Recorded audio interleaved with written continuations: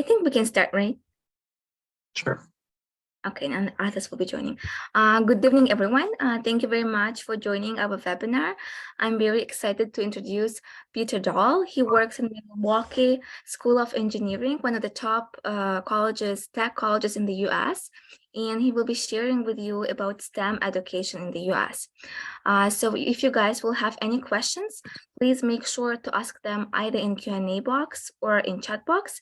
Those who watch us live on Facebook, you can ask your questions in the comment section, and I will ask them later from Peter directly here on Zoom. Thank you, Peter, for being with us today. You can speak now. Great. Thank you, everyone, for attending today. Today's talk will be about STEM education in the United States. If you don't know what STEM education is, that's okay. I will explain it. So I'm a non-traditional admissions counselor at Milwaukee School of Engineering. So a lot of what I do is work with international students who are seeking to study in the US. So I'll go ahead and share my screen here and begin our presentation.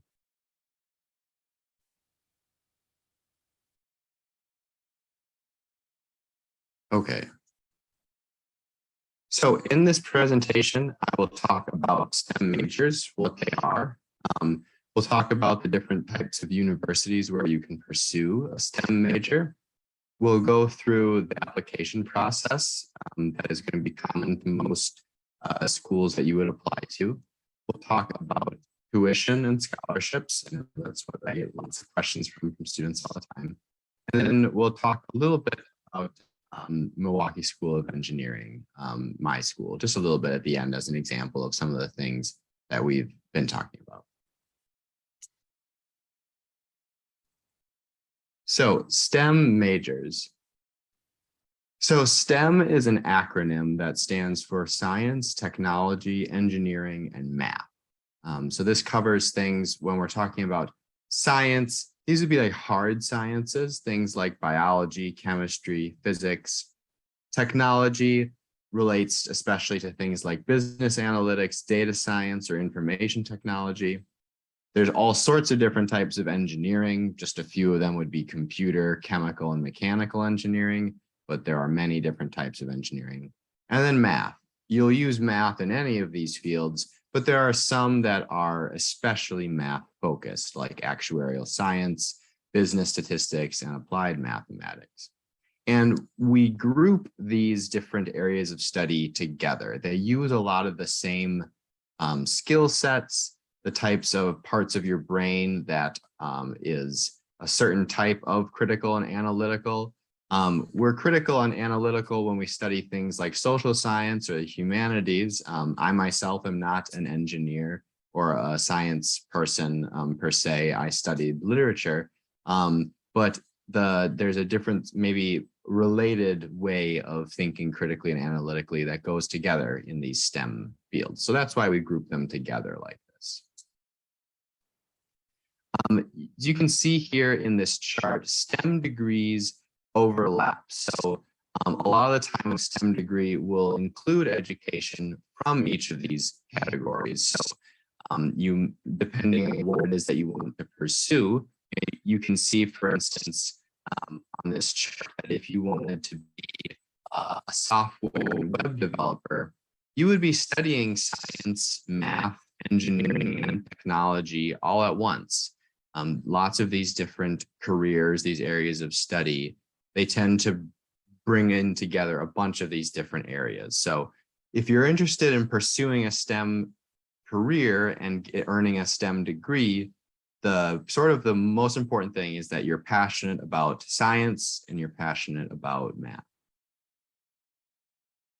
So what are some different types of science career options? They cover a lot of different things. So these might be things related to biology and natural science, biotechnology, veterinary science. So if you're working with animals,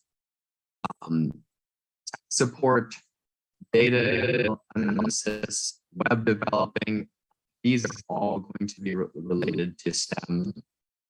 Different types of engineers, whether that's mechanical engineers, which is an extremely broad field that covers a lot of different things. If you're a civil engineer, which works on building things like bridges and roads, biomedical engineer, which is engineers who work in medical sciences, or electrical engineer. These are all, not even done in more slides. Some of the math related things, especially, would be being an actuary, an aerospace engineer, an economist, an astronomer. These are all different careers that are related to STEM. They cover a wide range, and maybe you can notice that there are some things that are similar about them, that they do kind of get to the same sorts of skills and interests. Again, especially falling back on science and math.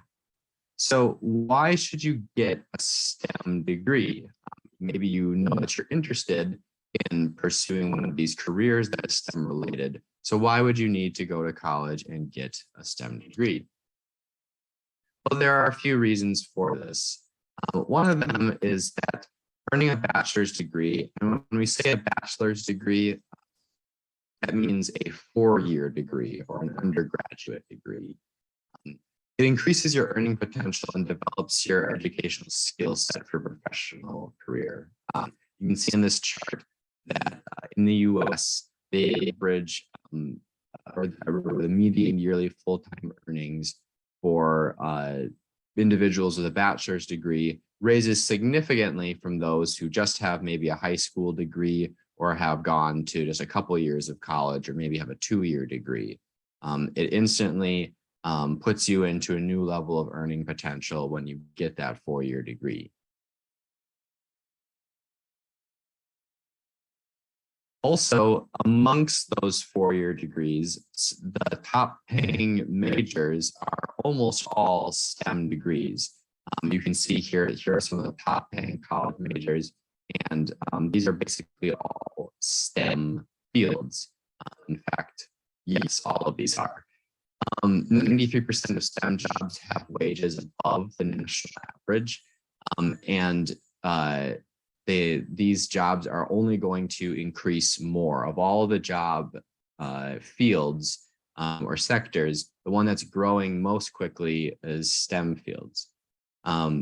So the importance of a college degree is furthered not just by the increase for earning potential, but also by the fact that most STEM jobs require a STEM degree. You can see this chart, the small chart on the left, that 73% of STEM jobs require a bachelor's degree, whereas overall employment, only 21% of jobs in total require a bachelor's degree. So if you want to work in STEM and have access to this growing field of high-paying jobs, it's important to get a STEM degree. And here's some more numbers that support that STEM job growth is expected to exceed growth in non-STEM jobs over the next decade. Again, all job sectors are growing in the US, but STEM fields are growing even more quickly. Amongst all of those, computer occupations are growing the quickest. So what are some of the other benefits of earning a degree in STEM other than those high salaries and the growing career field? Well, there's also the fact that STEM degrees tend to often be quite flexible, because pursuing a STEM degree requires you to have that sort of strong math and science base. That will often mean that if you pursue one career, you may be able to switch over to another career.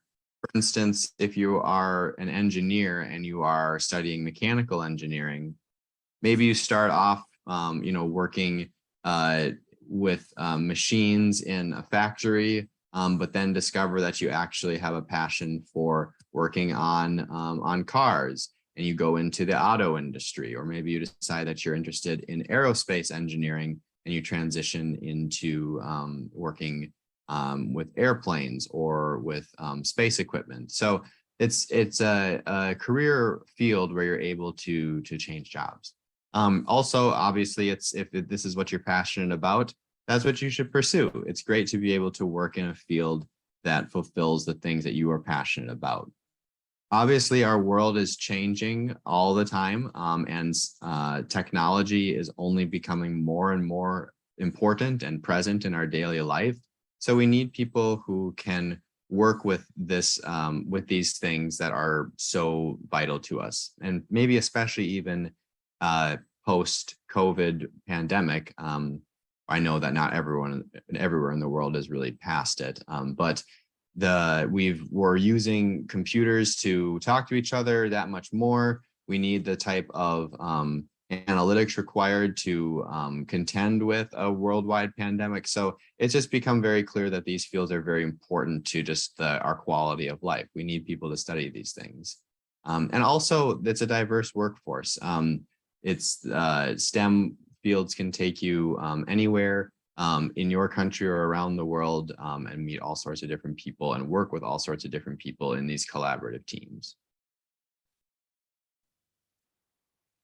So also STEM offers some extended OPT. So standard duration of optional practice training is 1 year after degree completion, but if you complete a STEM designated program at an accredited institution, you can earn an additional 2 years, meaning that you could get 3 years of OPT in the US after a degree. So that is another advantage to studying STEM, is that it can give you more time to continue to practice and learn in the United States after you finish your degree. So a few different questions to ask yourself when considering a university. So we've established that STEM degrees, STEM fields are important. They require a degree to work in much of the time. So if you've decided that you want to pursue that degree, what are some questions that you should ask yourself? So first of all, you want to make sure that the university offers a program that you're looking for. There are thousands of colleges and universities in the United States to choose from. You might really like something about a particular university, but if it doesn't have the program that is right for you and your career goals, it's probably not the right place to go. Keep looking. There are lots and lots of choices. You should ask if the university is focused on research or industry preparation. So depending on what career you want to go into, maybe you are wanting to be a researcher, or maybe you are wanting to enter into an industry, and you have a career that you want to go into. Some colleges and universities focus on research, some focus on career preparedness. That's something to consider.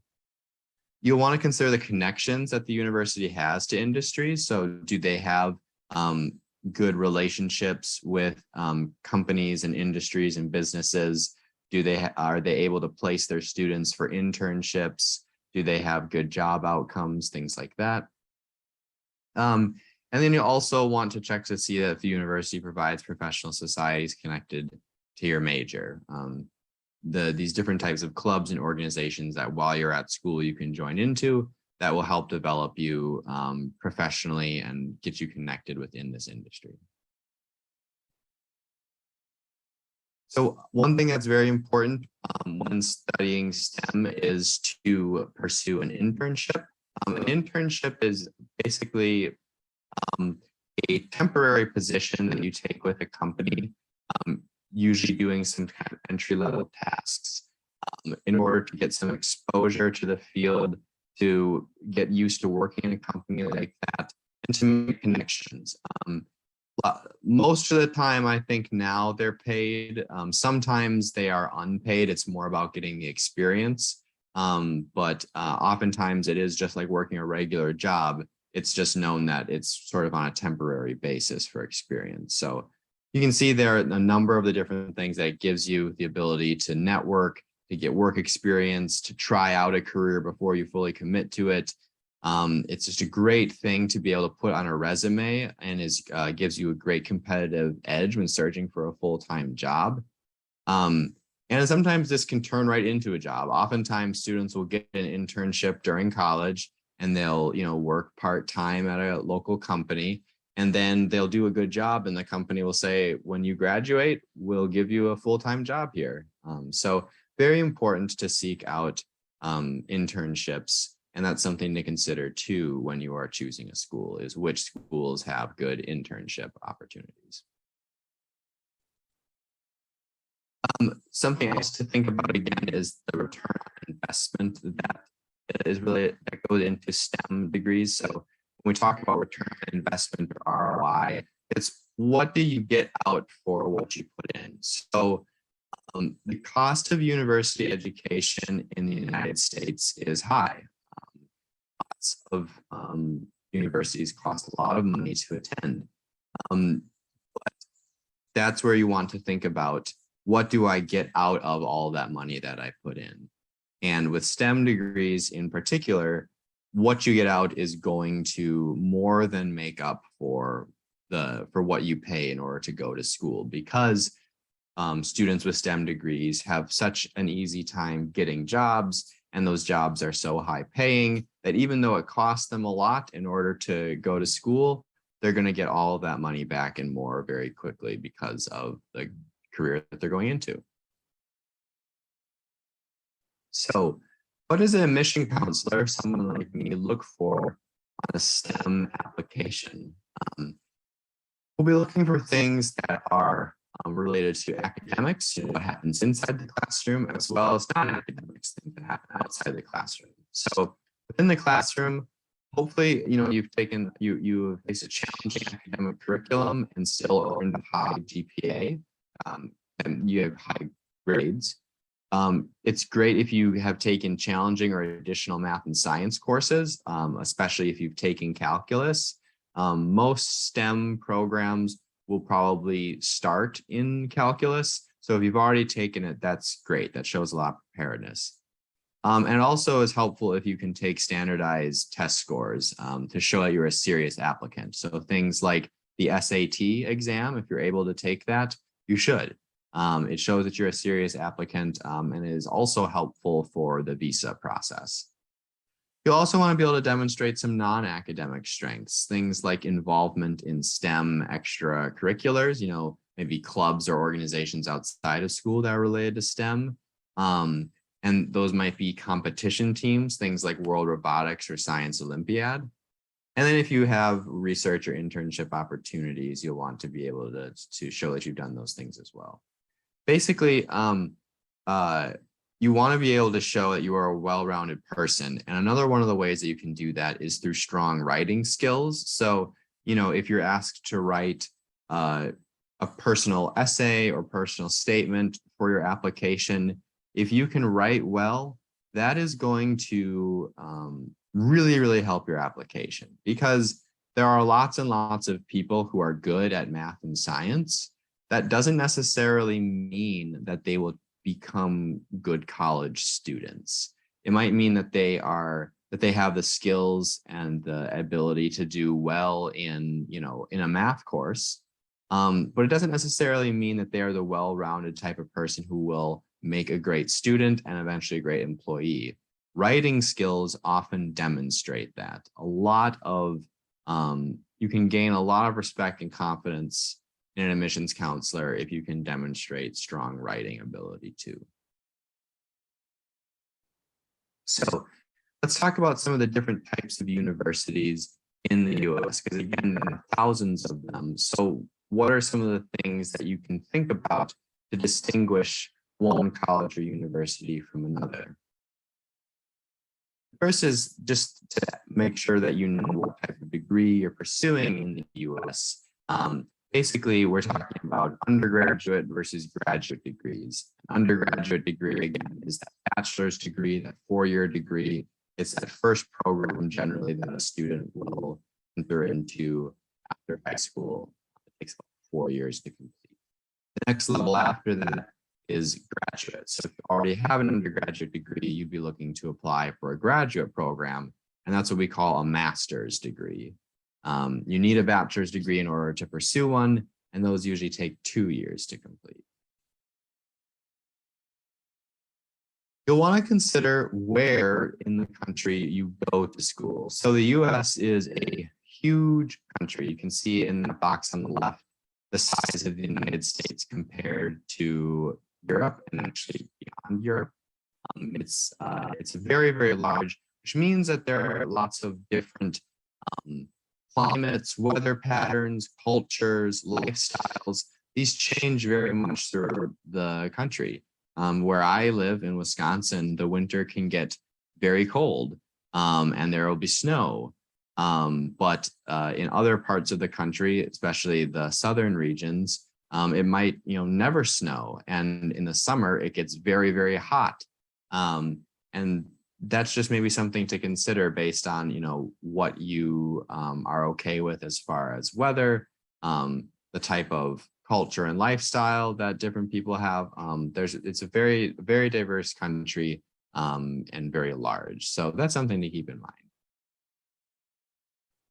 Part of that, the size of the country and sort of the different regions also means that you will have your choice of urban versus rural schools, basically schools that are located within cities and schools that are located in the countryside. And all different types of schools can be found in both areas. So, small, prestigious private universities can be found in the middle of big cities and in the middle of, farmland. But the same can be said for maybe the very large public universities. So that's something to keep in mind based on what you're comfortable with and what you're used to or what you want to try, is that you might find yourself in the middle of a large city or in the middle of nowhere, as we say. You'll also have a choice of private versus public institutions, which basically just means a public institution receives funding from the government. This creates a few differences between private and public schools. The price of tuition is usually different. Private schools tend to be more expensive, although private schools also usually offer more scholarships. Public institutions usually are bigger than private institutions, and then also might have more diversity at the school as well, although that does not always hold true, because sometimes a public school draws mainly from students in its immediate area.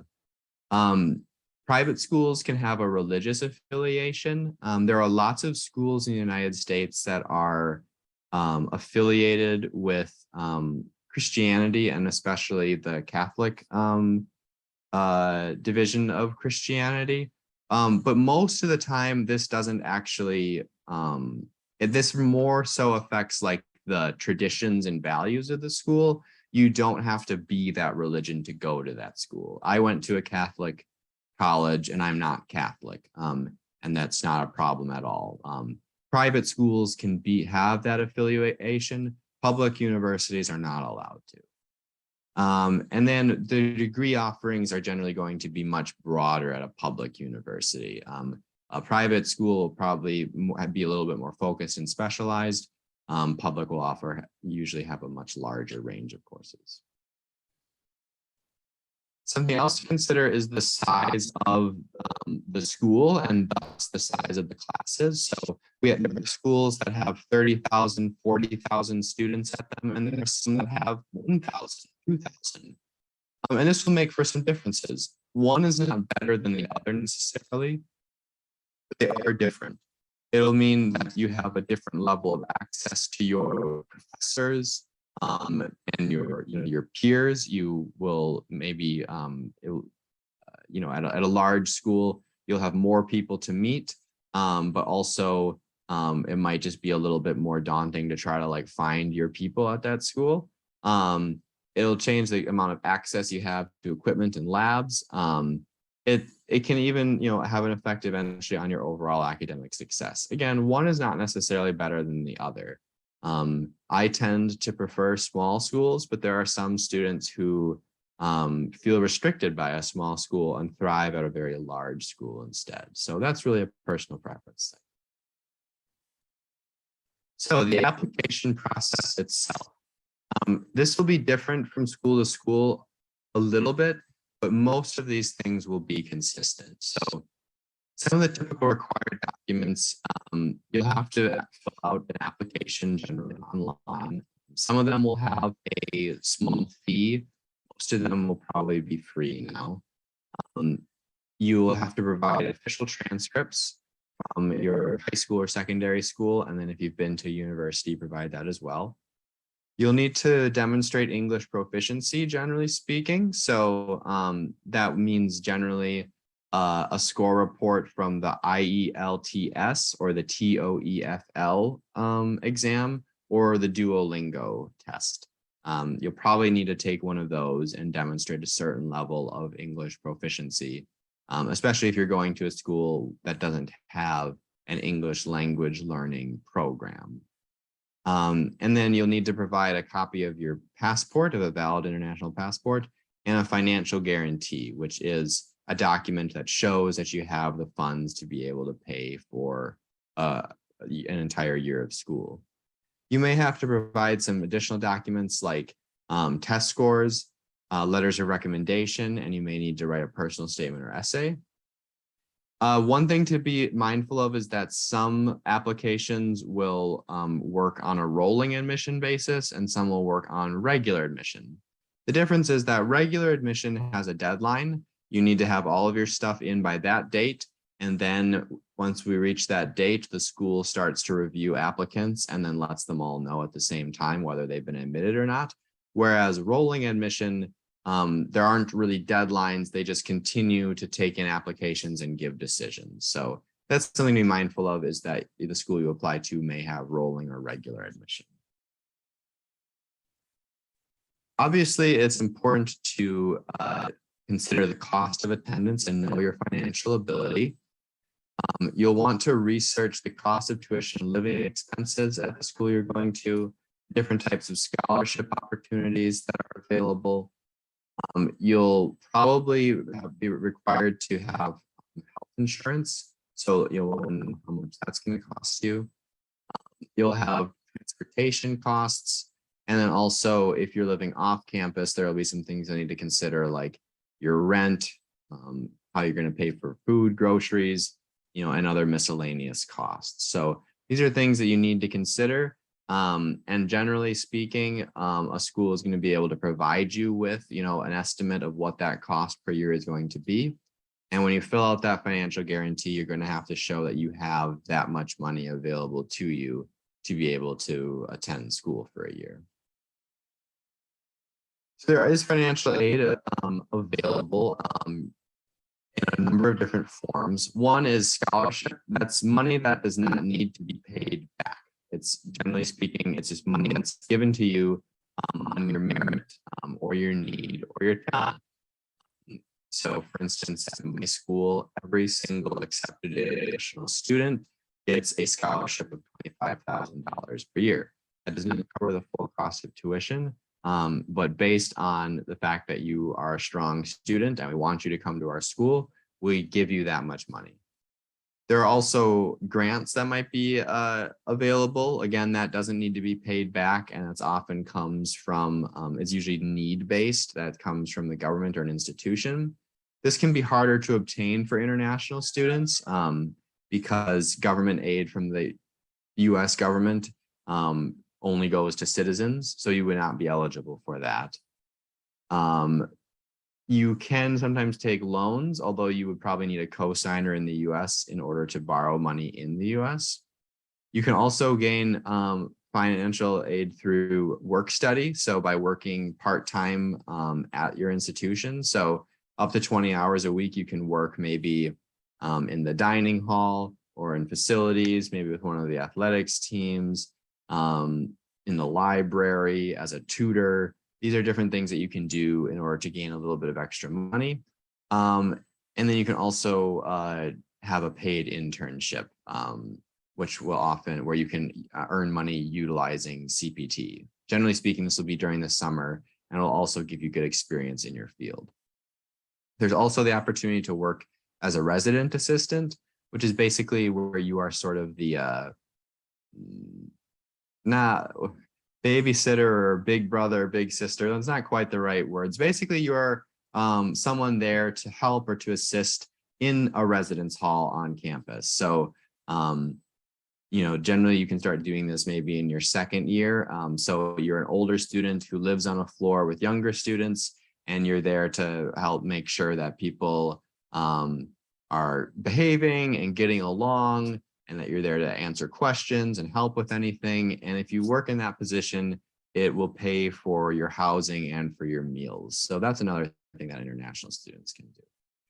And then also you want to be able to look and see if your home country has financing opportunities as well. Some governments will pay for their students to go study in the United States. Of course, also there maybe your place of employment or some other institution will be able to offer you aid as well. Okay, so just for a few minutes, I'll just talk briefly about my school because it's a good example of a lot of things that I've been talking about. I've thrown a lot of information at you over the last few minutes and sort of in abstract or hypothetical terms. So I'll use my school as a specific example of some of these different things. So a few quick facts about my school. We're currently the 10th rated undergraduate engineering program in the country, with some of our individual programs ranking very, very high within the top 10. And you can see a few of our other key attributes on this slide as well. We're located in Milwaukee, Wisconsin. So that red state there, that's the state we're in, and that star is where Milwaukee is. It's a large city. The Milwaukee area has about 1.5 million people in it. And we're about 90 minutes north of the city of Chicago, which is an even larger and more famous city. The city is great. I just moved here a few months ago, back in May, because I wanted to live here. It's a really fun place to be. It's beautiful right on the lake. It's a really good place to go to school. My school is a small school. We only have about 2,800 students. About 120 of those students are international students representing 40 different countries. Many of our faculty are themselves international from many different countries around the world. And our teaching style is focused on practical application of what is learned in the classroom. Our programs, we're the Milwaukee School of Engineering. So engineering is the sort of the main thing that we put programs in. But we sort of break our studies down into 4 areas: things related to building and construction, or different, or just kind of catch-all engineering programs, computer-related programs, and then we have a few others that don't quite fit into these other categories, including actuarial science, business, and also nursing. We do also have a few different graduate academic programs, so you can see a few of them listed here as well. Our programs are direct entry, so that means that in your very first term, you're going to be taking major specific courses. We believe in hands-on learning by doing, so you'll spend lots of time in the lab. Your senior year, you will work with a team on a year-long design project, which is just a really cool thing that students can produce and can be really proud of, and is a great thing to be able to show to future employers. You know, that's something that you worked on. We have small class sizes, 13:1 student to professor ratio. You're going to have a lot of access to your instructors, and those instructors teach all of your courses. We don't have teaching assistants who teach your courses. So cost information from my school. Per year, the tuition and mandatory fees are about $48,000. If you add estimated living expenses and health insurance, it brings the total cost for 1 year to about $64,000. Again, all accepted undergraduate international students receive a $25,000 per year scholarship, meaning that each year you are responsible for about $39,000, which is, of course, a lot of money. But again, the thing to think about is that return on investment. So even though Milwaukee School of Engineering has a fairly high price tag, we're consistently rated as being a great value school and having a great return on investment, because 99% of our students, after they graduate, within 6 months, they're in a job in their field or they're in a graduate program. And those average starting salaries are over $70,000 a year. So the students make up what they put in very quickly. MSOE interns and graduates go on to work basically wherever they want to. Many of the largest and most recognizable companies in the world included. Our admission requirements, we require official transcripts with a minimum 3.0 GPA. We can convert grading systems around the world into a US grade scale to be able to tell how it compares. We require scores from, again, either TOEFL, IELTS, or Duolingo. ACT or SAT is recommended, but not required. We prefer if you can demonstrate a strong math or science background. So if you've taken, some of those advanced math courses. And then, of course, in order to get your visa, you'll have to provide that financial guarantee and a copy of your passport. Our application is free, and you can see the address there for where you can find it. It's easy. It only takes about 15 minutes to complete. So basically, the steps to studying in the US, again, do your research, look at many different schools, ask the right questions, think about what it is that you want, what kinds of programs you're pursuing, and apply. Go ahead and submit your documents. Make sure that you are seeking housing at the university. Look for scholarships to aid.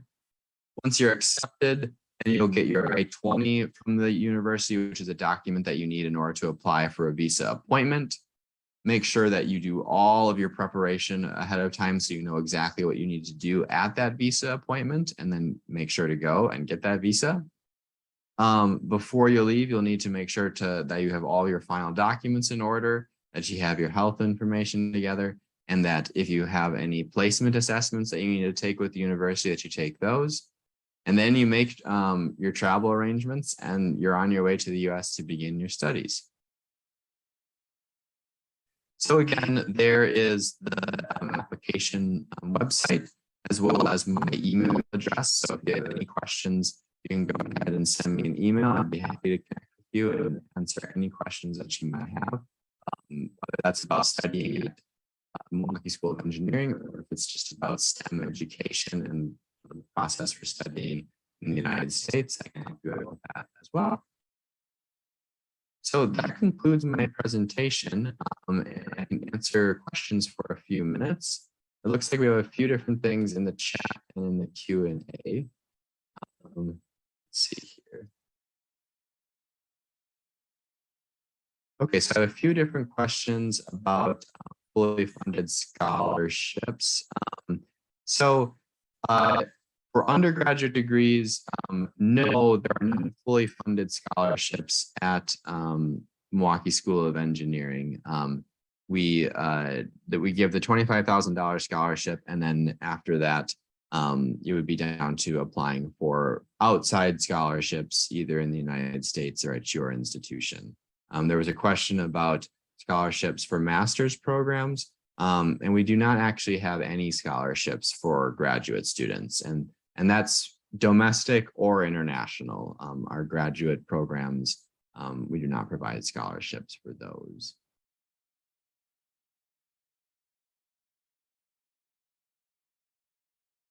Other questions?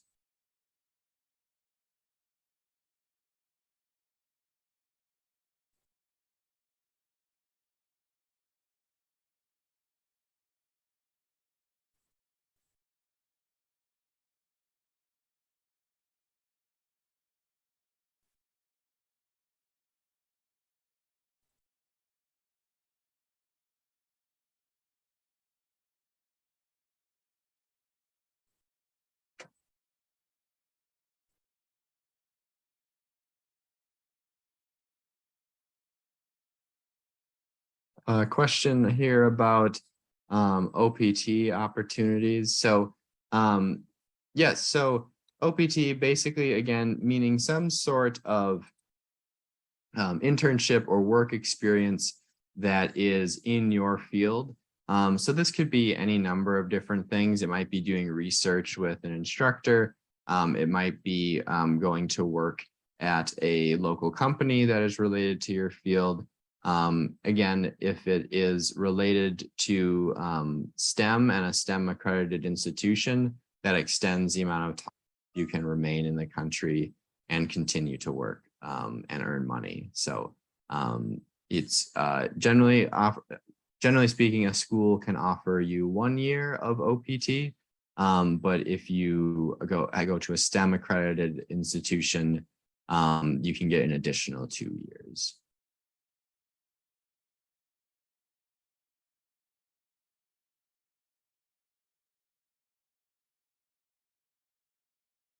And a couple more questions again about fully funded scholarships. And again, no, it is not possible to get fully funded scholarships at Milwaukee School of Engineering.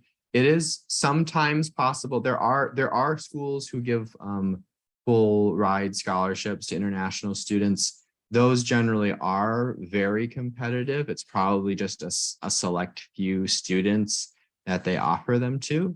But those do exist.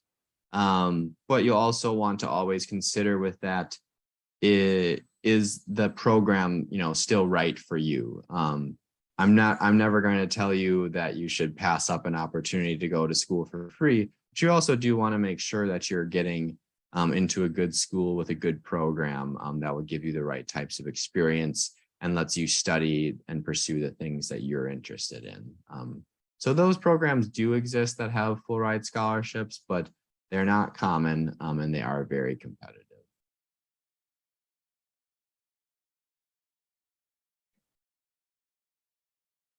The most popular STEM major at my university is mechanical engineering. It's probably the most versatile of our majors. So mechanical engineers go on to do just about anything. They can study, they can work in many different types of fields and industries. Our computer programs are also very popular. So computer science, computer engineering, and software engineering. Electrical engineering is related to that as well. We have a lot, those are very popular fields as well. Question about why, if STEM is a good and lucrative degree, why did you choose to study literature? Thank you for that question. It's because that's what I love to do. I prioritize in my life my own like personal passions and interests, and also my skills. I'm okay at math, but I'm much better at writing. I'm much better at doing that type of literary research. So that's what I like to do. It's what I'm good at. And that's why I decided to study it. That's more important to me than, the benefits of studying STEM. So I guess we'll see in the long run if that was the right decision or not, but that was my choice.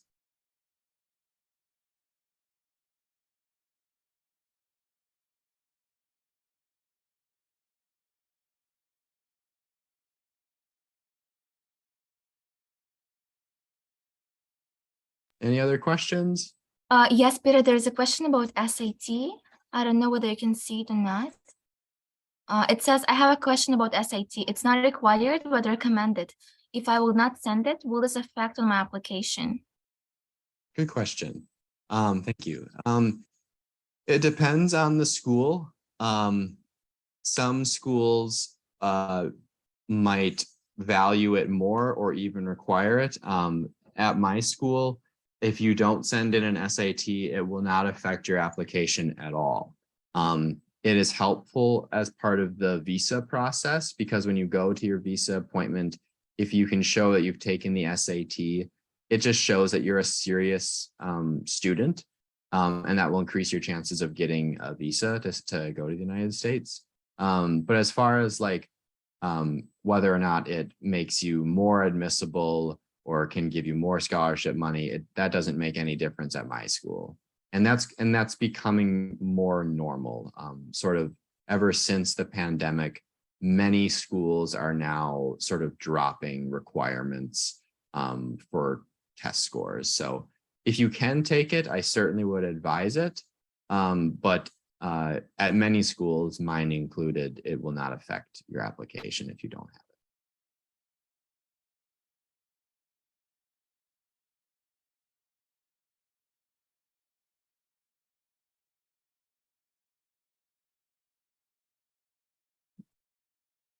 Peter, I also have a question. We have few advisees, for instance, who would like to study graduate studies. They would like to do the STEM degrees, but their bachelor's do not relate to the graduate degree. Is it okay to switch without any experience, or they should provide some courses as a basis for their experience? That's a really good question. You would want to be able to show in some other way why you are still a good candidate for that graduate program. So for most of our graduate programs, you will have to provide some letters of recommendation, and you may also be able to include a resume in addition to your application and your transcripts, and also a personal statement. So those are opportunities for you to be able to make a convincing case for why still a good applicant. So that's a way to be able to explain why, if you studied something else, why you might be able to study STEM at the graduate level. So you don't necessarily have to take courses that show that connect directly to that graduate program. If you can, that would help, especially if you can show that you have the math and science skills. But that's also something that you could use the SAT or the GRE exam for, rather than having coursework that shows, your math skills. You could have these exams, and if you score well on them, that would help demonstrate your readiness. So a graduate application is usually more involved and allows you more opportunities to explain to the school why it is that you are still a good candidate for this change. Okay, thank you. And one more question. Do any STEM degrees offer co-op programs? But could you say again, what kind of programs? Like cooperative, and for instance, they can do internship as part of the program. Oh, yes, that is sometimes a possibility. Different schools might have study abroad opportunities or exchange opportunities. There is a program here for electrical engineers where they can go and study in Germany for a short time, and also the Czech Republic. We also do have some summer programs. Civil engineers here can spend the summer in Guatemala doing a construction project. I don't know what the rules are as far as for international students, if they need an additional, some sort of addendum to their visa in order to permit them to then go to another country. But yes, many schools, including mine, do have opportunities to be able to have some sort of study abroad or exchange program with another school in another country.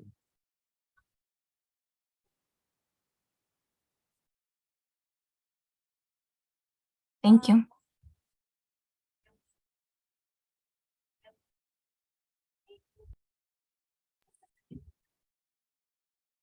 I think there are no more questions left. They are more or less same. Okay. Yes, thank you very much, Peter, for being with us today and for sharing the information about STEM. Everyone, if you guys will have some additional questions, you can reach out to us and I will share the contact of Peter if someone needs. Once more, thank you very much for having this webinar with us, and we wish you a great day ahead. Thank you so much. Thank you for the opportunity, and have a great rest of your week, everybody. Thank you. Bye-bye.